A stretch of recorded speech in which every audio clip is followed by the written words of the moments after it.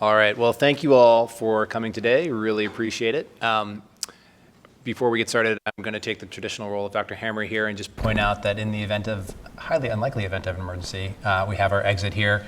Just head back out down the stairs and out the front door and around the corner to the National Geographic building. That's our gathering place, and we will buy everybody tickets. So that's our usual mode of operation here, should there be something unforeseen.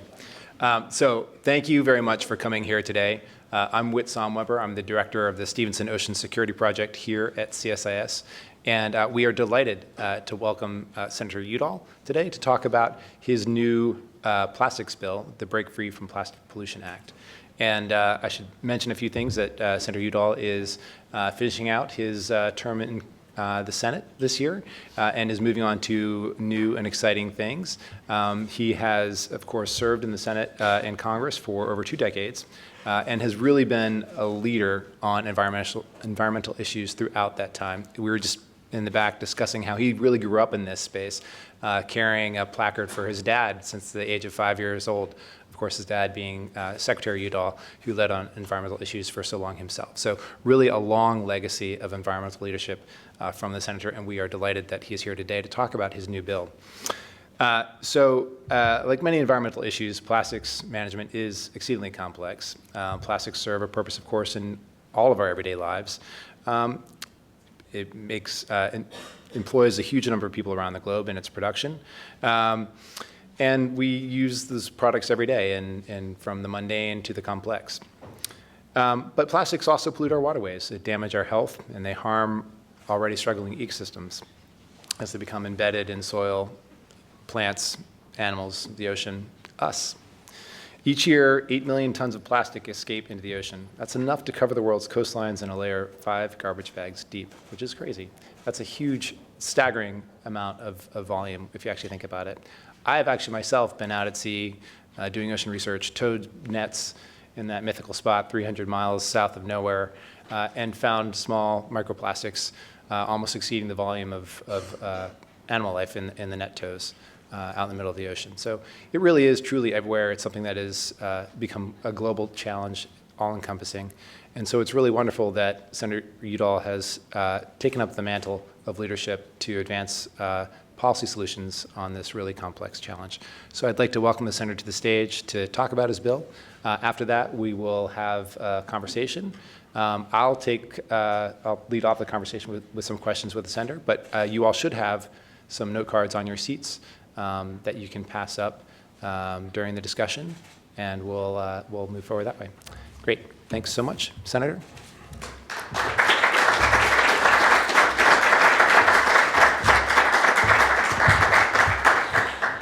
Whit, thank you so much for that very kind introduction, and I just want to thank the CSIS Energy and Climate Change Program and also the Stephenson Ocean Security Project for the invitation today. And Jill is my wife Jill is a regular attendee and tells me how exciting these conversations are. So I hope I can liven things up a little bit, but I'm going to hit you with a lot of data. So, get ready for these, because that's how we're going to make the argument that we need to change our direction in terms of plastic pollution. And we're really facing a big crisis in terms of plastic pollution. Images of plastic engulfing the planet are everywhere. Beach whales with hundreds of pounds of plastic in their bellies, birds, turtles, fish helplessly trapped in plastic waste, rivers of plastic being dumped into our oceans. We see plastic waste strewn along our roads, floating in our city storm drains, littering our local parks. 2 miles above sea level in the Rocky Mountains, it's raining microplastics. 7 miles below sea level, at the bottom of the Mariana Trench, the deepest place in the ocean, there are plastic wrappers. It's in our own bodies. Research shows, and I ask you to just kind of either feel your credit card in your wallet or just think of a credit card. We are consuming in our human bodies the equivalent of a credit card worth of plastic every week. through the air, water, and food. And listen to this number. This is a comparison in history of where we are in terms of plastic. In 1950, the world produced 1.5 million tons of plastic, 1950. Today, in 2016, 320 million tons, half of which is single-use plastic, and that number could double in less than 15 years. Plastic manufacturers have fooled consumers into thinking they can recycle all this plastic waste, a material made from fossil fuels that takes 1,000 years to degrade. So many of us dutifully recycle. But here's the staggering truth. Less than 8% of U.S. plastic waste is actually recycled. There are virtually no facilities in the United States to recycle anything besides plastics labeled 1 and 2. If you read carefully on the items you use, there's a little recycling, and you look in there. Most of them are not 1 and 2.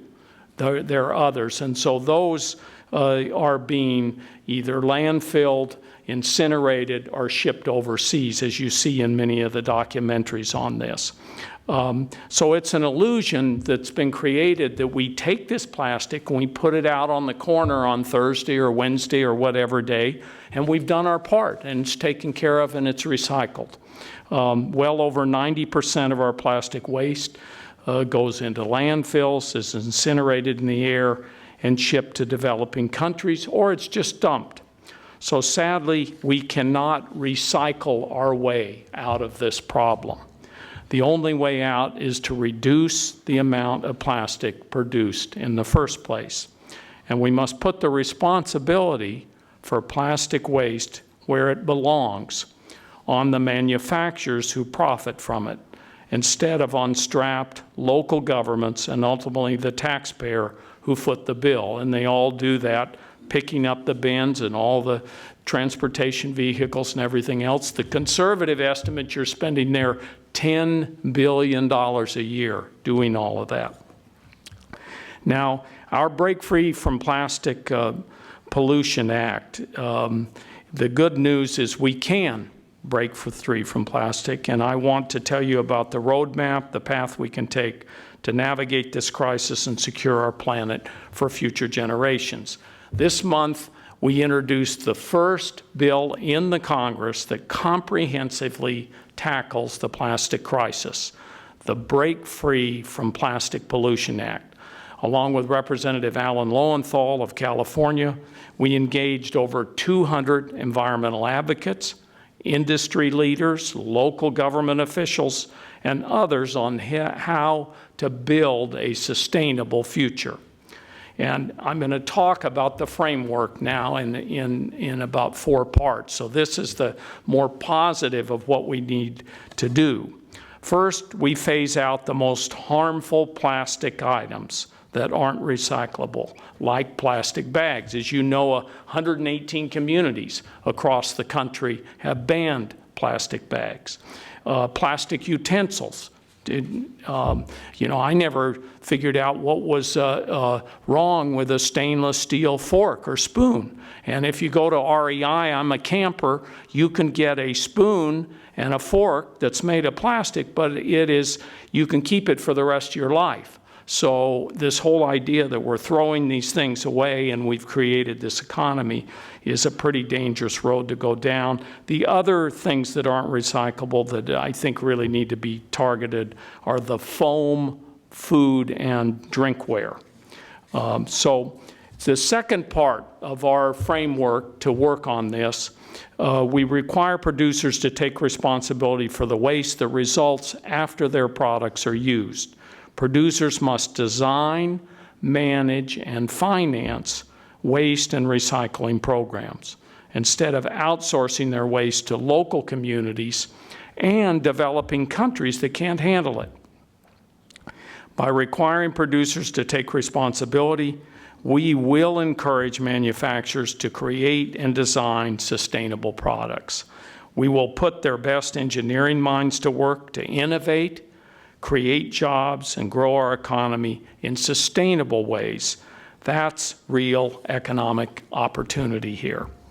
The third approach, and one way to do this is to make sure products get recycled, is through a nationwide bottle deposit system, providing 10 cents per container returned. These programs work in states that have them, like Oregon and Michigan. Nearly 90% of single-use containers get recycled. So if you have a program and you target it and you have a fee, it makes a difference. Nationally, this would translate into millions of plastic containers returned and reprocessed into new products. And when we get those bottles back, we require a greater percentage of recycled content in new bottles. That's what's called the minimum recycled content standard that we try to set there. The fourth part of this framework, the bill also puts a pause on major plastic production that's going on right now to allow the EPA to update critical protections for public health and the environment. Here's an example. Plastic pellets are the foundation of all plastic products. And without the right EPA rules, plastic producers will continue to dump tiny pellets into waterways and the environment. And this is something that we must change. Now, plastic not only threatens human health, it's associated with cancers, diabetes, organ malfunction, and birth defects. And it's also at the intersection of two existential crises facing our nation and the world: climate change and the nature crisis. Cradle to grave, the life cycle of plastic is greenhouse gas intensive. Extracting fossil fuels to make plastic produces greenhouse gases. The manufacture is intensive and produces emissions. Landfilling or incinerating the waste creates emissions, and scientists are finding that even plastic products produce emissions as they degrade. Today, plastic pollution contributes nearly 5% of all global carbon emissions. Oil and gas companies are anticipating decreased demand for fossil fuels. They are hedging their bets and investing in super polluting petrochemical plastic plants. The plastics and oil and gas industries have announced $164 billion in investment for 264 new facilities or expansion products in the United States alone. In as little as 5 years, these investments could increase global plastics production by 1/3. In 10 years, emissions, and this is a shocking one when it comes to climate change, in 10 years, emissions from plastic production could reach the equivalent of more than 295 new 500-megawatt coal-fired power plants.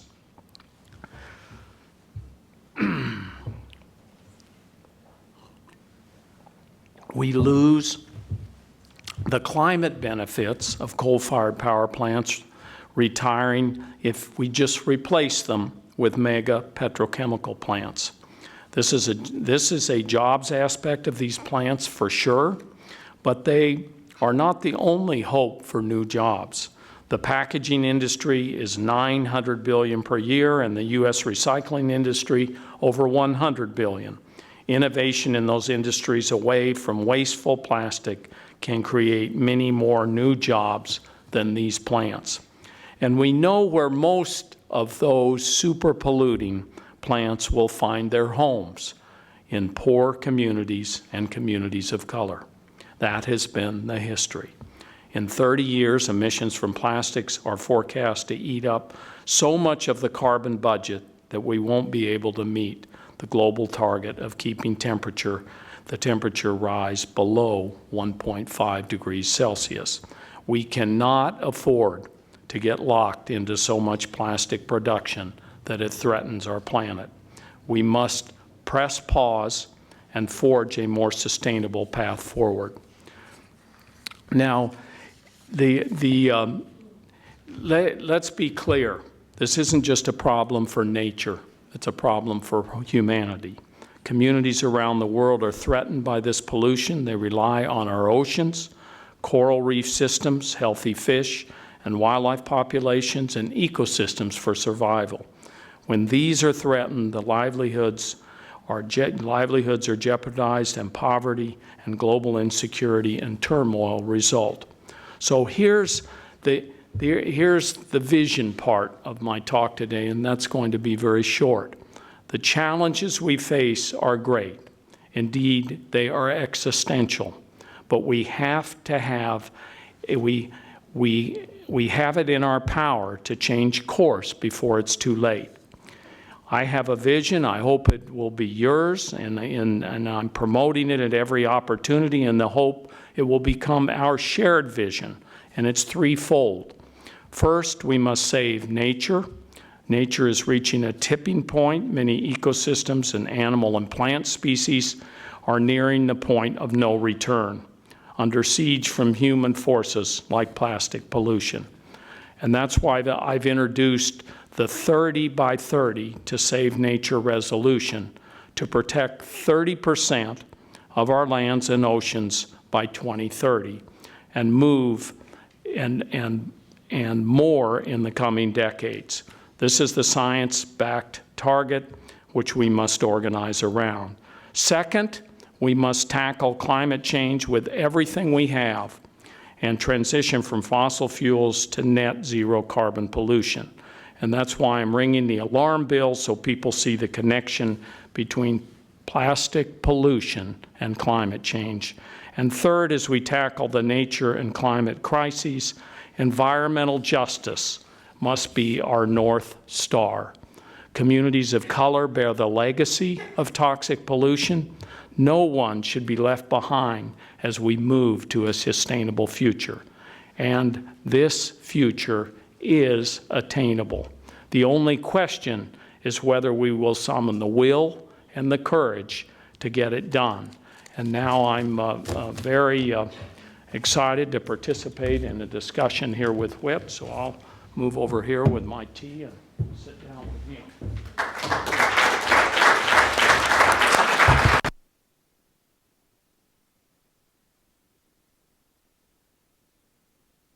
Wonderful remarks, and I really appreciate you closing with that vision. I think that really was a wonderful articulation of kind of how we move forward and recognizing the realities of today, but also offering up a roadmap for action. So thank you for that. Just a quick reminder to folks in the audience that if you are interested in asking a question, which we encourage, please go ahead and write out on that card, and we'll have folks coming by to collect those throughout, and we'll get those up here in just a few minutes. So, but I'll just kick things off a little bit. And maybe picking up on that last theme there about the idea of a combined approach to meeting these environmental challenges before us. So my program here at the center is the Stephenson Ocean Security Project, and we firmly believe, in fact, we were sort of created out of this notion that sustainability is a real key component of our needed approach to security and foreign policy. It's really hard to have peace when climate change and overexploitation are creating resource scarcity and increasing competition. So you alluded to some of the challenges that plastics present in this front. Should we be looking at the plastic issue through the security and foreign policy lens in addition to domestic environmental challenges?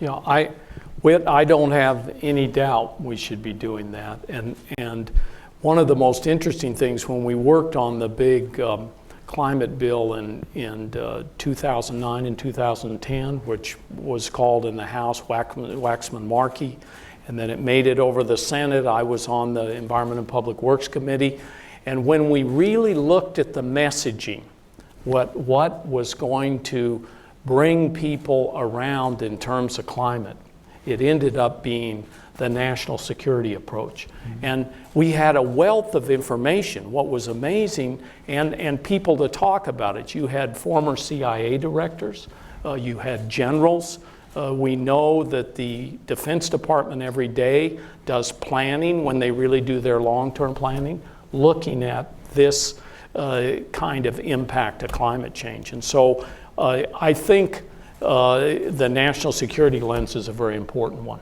Absolutely. Certainly. If, as you say, this is going to be 20% of our carbon budget by 2050, then, and climate is perhaps the greatest security challenge that we face, you can't deal with one without dealing with the other. Maybe along those lines, U.S. leadership is critical. We are, as they say, the one truly indispensable nation. And developing a really robust and aggressive policy on plastics is important here at home. But yet we are not the major producer of plastic waste around the globe. It's really focused in five countries and a few others in Southeast Asia as being among the biggest polluters. How does U.S. leadership here on this issue help to address and support growth in circular economies elsewhere? Well, one of the points that I would make about the 5 countries, and when you look at their impact, a lot of times it's pointed out that the plastics are coming from the rivers over in Southeast Asia. A lot of that, and you can follow this in the documentaries that are out there on plastics, is shipped from the United States. Many times in the past, up until a couple of years ago, it was shipped to China. Now what happens is it's shipped into these countries in Southeast Asia.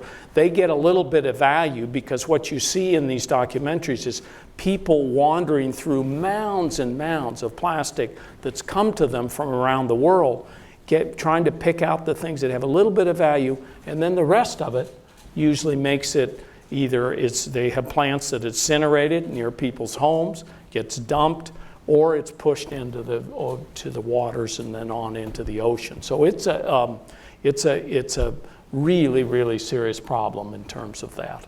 Great. Last question, then maybe we'll get to some audience questions.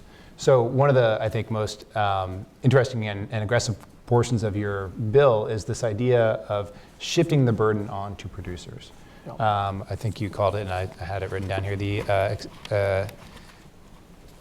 Extender producer responsibility, which the simple word in the past has been polluter pays. But that's the model. So talk about that model. So where does that come from, and why are you interested in driving that model as opposed to our current approach? Well, a lot of the big problems we've gotten into with have happened as a result of industry convincing the public that it's their responsibility. And now I'm talking about targeting plastics right now, is that we've gotten into this whole idea of recycling. But in fact, what's happened is we aren't really recycling. As the numbers in my speech pointed out, some of the ones in the documentaries that I've seen, only 8% of what is discarded is actually being recycled. And you compare that with other industries like aluminum, like paper. I mean, I've gone into grocery stores now and you get a paper bag. Hopefully you're taking your own bags, but you get a paper bag and it says 100% recycled content. And what we've done in terms of plastics is it's the biggest part of the throwaway society. We put it out on the corner, it's collected.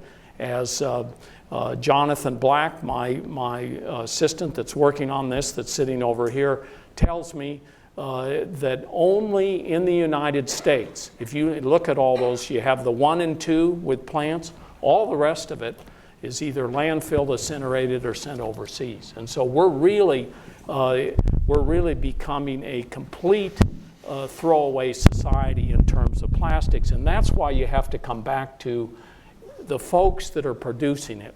They understand it. They know how to remake the industry. They know how to keep the jobs in the industry, and they know how to do a better job. And it's our job as leaders to keep the pressure on them. Thank you for that. So I'm going to turn now to some of the audience questions here. It looks like we've got a bunch of great ones. I'll start off with a little bit of a more challenging one.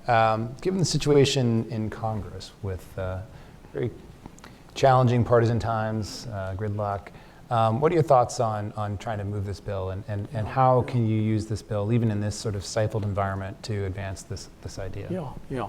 Well, the wonderful thing in Washington is whenever you get a big idea, the first question you're asked is you can never get it done. So it kind of sends you the message. You get the message as a member of Congress. Don't ever have any more big ideas.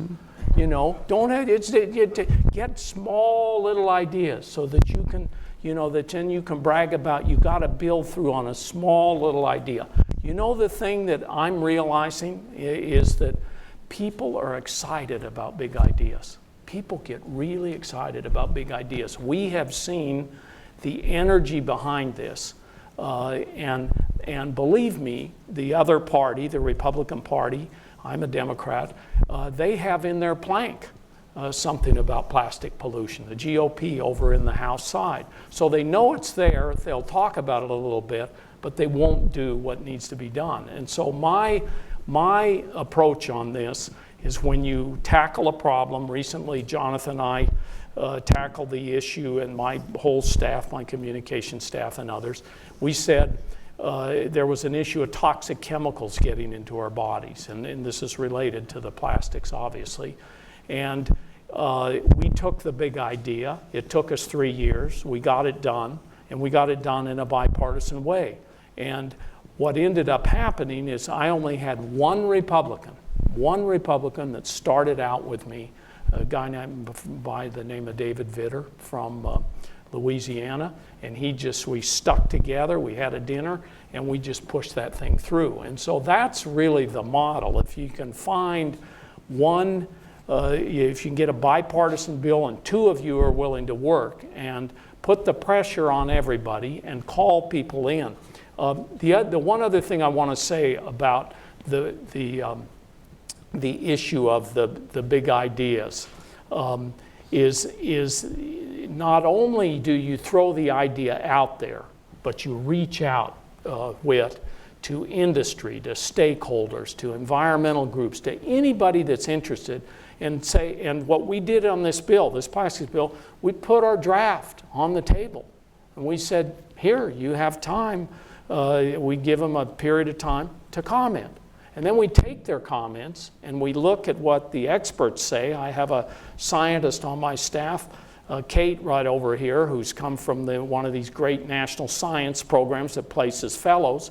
And we take their comments and we go and we research, is this a good idea, or is this an idea that's based in evidence and science? And then we hone down the bill and then we put it out. So the thing I would tell you is that a lot of work has already been put into this bill. Doesn't mean we don't need a lot more interaction and a lot more working with everybody to get it done. But I think this is the direction, this is where the excitement is, and this is what people want done.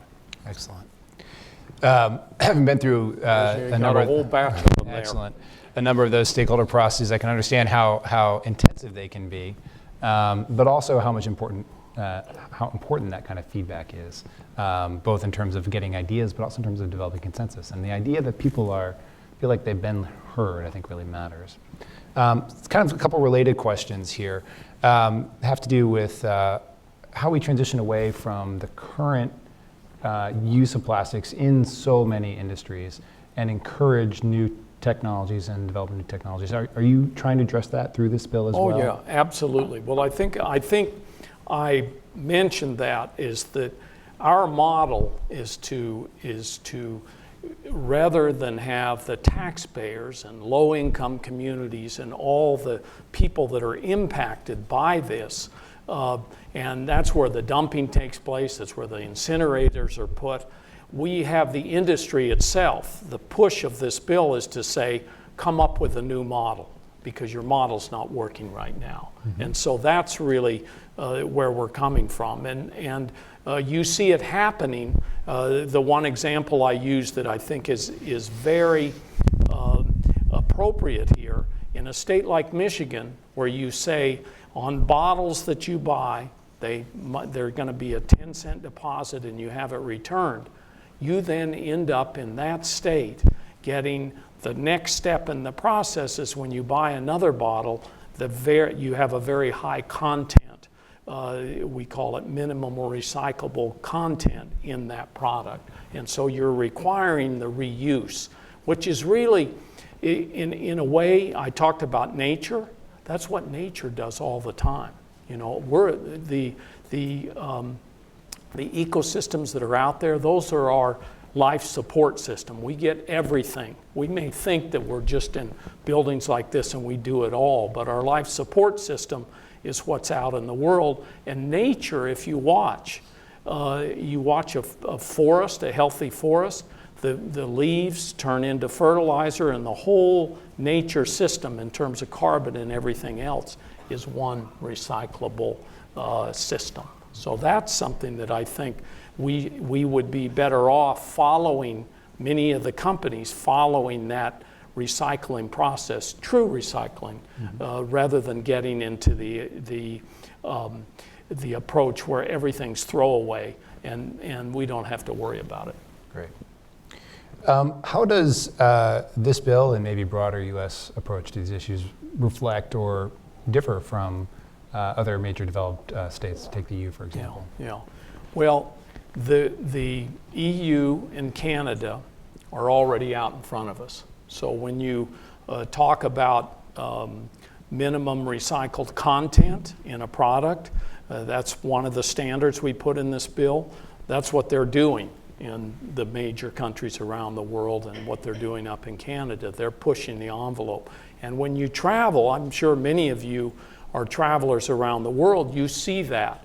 Other countries are trying to take approaches where they have a lower carbon footprint. This is a little bit off. I've never quite figured it out. A little bit off my plastic message here, Jonathan, you'll forgive me. But I've never figured out, you go into a European country and you start to leave the room, and you know they have the credit card at the door, and you pull it out or you hit a switch and all the lights shut off. And we don't use very much of that technology over here. I'm always find myself running a little bit late because I'm going around the room and turning off all the lights that I turned on. And it's I've said to contractors over here, why don't we put in a switch right at the door that says turn all the lights out? And they said, well, we know that's out there, but it's a lot harder to put in.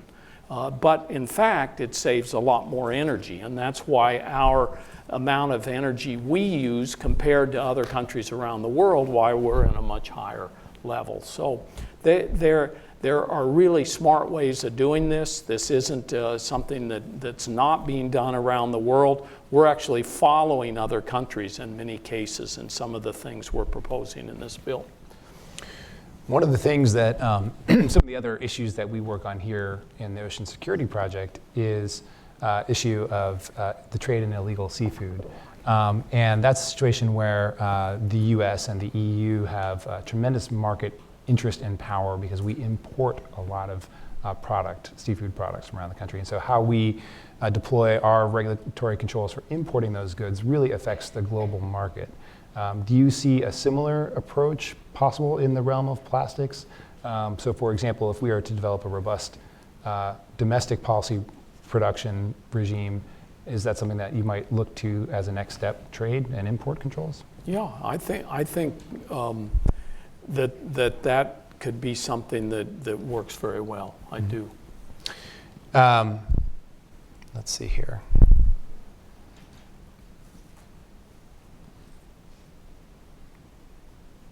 He's got a lot more, don't worry. Let's get a few more over here. Yeah, here we go. Well, we've covered quite a bit already. So I'm sure you're hitting duplicates there. so that's right. What about foreign assistance as a component of the legislation? Is that something you thought about? So, for example, helping developing economies in Asia. You mentioned the problem of our exporting of waste really being the source of so much of that pollution. But is that something that you've thought about? I know, for example, there's some other legislation on the Hill, Save Our Seas 2.0 kind of gets into that some. Yeah. And maybe this is a good opportunity to talk about the relationship between your bill and that bill. Yeah, the foreign assistance part of it, I think, and I'm going to speak more broadly about this because I think this is something that when we confront climate change, when we confront the nature crisis, we really need to be thinking, how can we as one of the leaders in the world be trying to do everything we can to help these other countries? And one of the ways, I remember I was on a trip over in India, and there was a fairly big audience, and they wanted to hear about the idea of how we were doing what we were doing on climate, and they were stuck in many systems, small stoves in villages and that kind of thing. And when I talked about our assisting them, the United States, from leapfrogging over some of the dirtier technologies, that was the thing that resonated the most. And so it's not in this bill right now, but I think we need to be thinking in these big picture areas where we're way ahead of a lot of people in the world. Europe may be way ahead, Canada may be way ahead, but the billions of other people are way behind. And so how do we make sure that they skip some of the dirtier technologies and get to the others? And I think foreign assistance is going to be part of that, and actually trying to provide some of those technologies, which ends up growing the jobs over here. I mean, the thing to never forget, these cutting edge technologies that are there, it's the countries that produce those that are going to do the best in terms of the jobs. And so that's where we want to position America, I think. Returning to domestic policy now, this is a pretty comprehensive bill that touches on a wide-ranging number of industries. Who has the lead from the federal perspective, federal government perspective, in managing your proposed programs? Is that going to be EPA? EPA. Gotcha. EPA, yeah. And what EPA is when I mentioned in the bill on the plants, we have these new plastic plants, mega petrochemical plants that are coming online. The equivalent of the new ones in the investments, 500 new coal-fired plants, or the equivalent of 500 megawatt. Huge, big coal-fired plants. We're putting more up, when on the other side, we have been very successful in terms of our natural gas as a transition fuel, closing down coal-fired plants. So I think the important thing is to get out front with an agency that has the expertise, like the Environmental Protection Agency.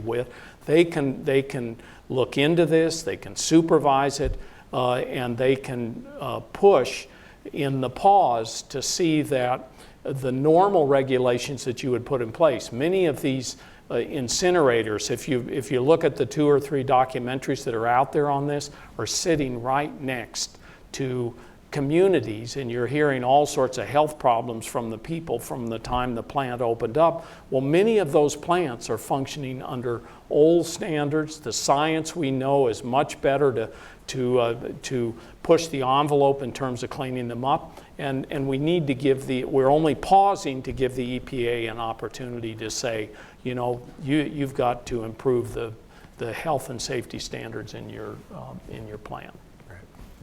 Through your stakeholder process, I assume you've gotten a tremendous amount of support from various public conversations, but how has the reaction from industry been?